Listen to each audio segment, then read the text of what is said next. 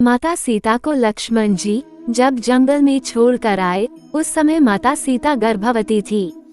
माता सीता ने महर्षि वाल्मीकि जी के आश्रम में एक आम सन्यासिन के रूप में अपना वनवास काटा। समय बीता, कुछ समय बाद माता सीता ने एक पुत्र को जन्म दिया जिसका नाम लव था। सीता जी का अधिकतम समय उसके पालन पोषण में गुजरता। आश्रम के अन्य लोग भी उसका ध्यान रखने में सीता जी की मदद करते। एक अन्य कथा के अनुसार कुश के जन्म की अलग कहानी है। एक दिन सीता जी कुछ आवश्यक लकड़ियां लाने के लिए आश्रम से बाहर के पास स्थित जंगल जा रही थीं। लेकिन उन्हें ये चिंता थी कि वह लव को कैसे लेकर जाएं। निकलते हुए उन्होंने वाल्मीकि जी से लव का ध्यान रखने को कहा।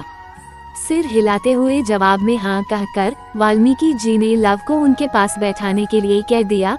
लेकिन जैसे ही सीता जी कुछ आगे बढ़ी तो उन्होंने देखा कि महर्षि अपने कार्य में इतने व्यस्त हैं कि लव की ओर देख भी नहीं रहे। सीता जी ने लव को साथ ही लेकर जाने का निर्णय लिया, लेकिन जब उन्होंने लव को उठाया तो महर्षि ने ये दृश्य नहीं देखा। कुछ देर बाद जब महर्षि ने इधर उधर देखा तो उन्हें लव दिखाई नहीं दिया और उन्हें ये भय हुआ कि लव कहीं चला गया होगा या किसी जानवर का शिकार हो गया होगा। वाल्मीकि चिंतित हो उठे। महर्षि वाल्मीकि सोचने लगे कि अब वो सीता जी को क्या जवाब देंगे। सीता विलाप करने लगेगी। इसी डर के कारण वाल्मीकि जी ने पास में पड़े कुशा को लिया और कुछ मंत्र पढ़ने के बाद एक नया लव बना दिया। ये लव हूबहू पहले जैसे लव की तरह ही था।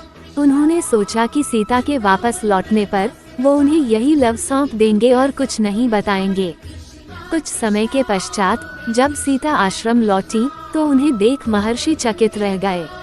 उनके पास लव को पहले से ही देख वे अपनी आंखों पर विश्वास नहीं कर पा रहे थे।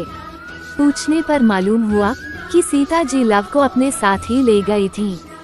लेकिन नए लव को देखने के बाद सीता जी अत्यंत प्रसन्न हुई। कुशा के कारण जन्म होने की वजह से उसका नाम कुश रखा गया और वह श्री राम और सीता जी की दूसरी संतान के रूप में जाना गया।